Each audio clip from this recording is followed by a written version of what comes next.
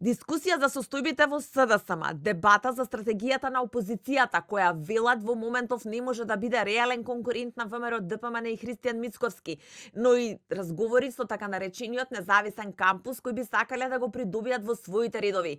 Ова според дел од фронтмените на иницијативата 12.5 е целта на средбите што досега дел од поранишните функционери на СДСМ, Игор Ивановски, Андреј Петров, Емилијан Станковиќ, Никола Ќурчиев, ги остварија во Тетово, Гостивар и Ѓорче Петров. На средбите, според фотографиите објавени на дел од социјалните мрежи, домаќини им биле дел од поранишните функционери на СДСМ кои се појавија и на трибуната на платформата. Во Тетово платформашите ги причекал Стојко Пауновски, поранешен пратеник, а на фотографијата може да се забележи актуелната пратеничка на СДСМ Славјанка Петровска, како и Ема Нешковска.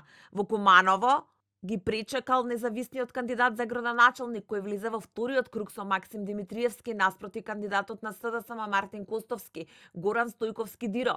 На фотографиите е актуелниот градоначалник на Крива Паланка Сашко Митовски. Во Ѓорче Петров домаќин на иницијативата бил Костадин Ацевски, кандидат на СДСМ на локалните избори, кој по поразот поднесе оставка од партиската функција и побара оставка од првиот опозиционер Венко Филипче. На средбата биле присутни Александар Бајдевски и Насе Насев. Појавувањето на иницијативата 12.5 во делот општините беше дочекано остро од нивните сопартици во СДСМ, кои констатираа дека се несериозни, бидејќи како што велат наместо во партиските простори, средбите ги одржуваат по кафејани и хотели. Од иницијативата возвраќаат со контра обвинување. Општинските организации велат се буквално непостоечки, а со месеци според нив никој не влегол таму, ниту пак ги контактирал дел од членовите на СДСМ. Ние сме многу загрижени за овие состојби и се обидуваме да добиеме квалитетен придонес од различни општествени структури кои изразуваат подготвеност заедно да ги поставиме темелите за ново опозицијско обединување, кое ќе има сила да ја порази владеачката коалиција на ВМРО ДПМН.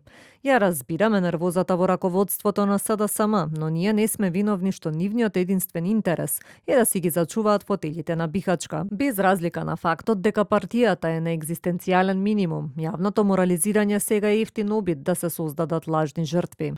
Од СДСМ пак официјално само порачуваат дека се што имале да кажат за како што велат иницијативата Знам 2.0 кажале. Се што имавме за платформата Знам 2.0 кажавме, проектите на Христијан Мицковски нема да ги коментираме.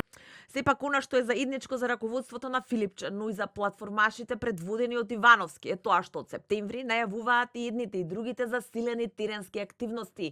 Од иницијативата најавуваат и нова сесија на трибини, разговори за еднината во рамки на иницијативата 12.05.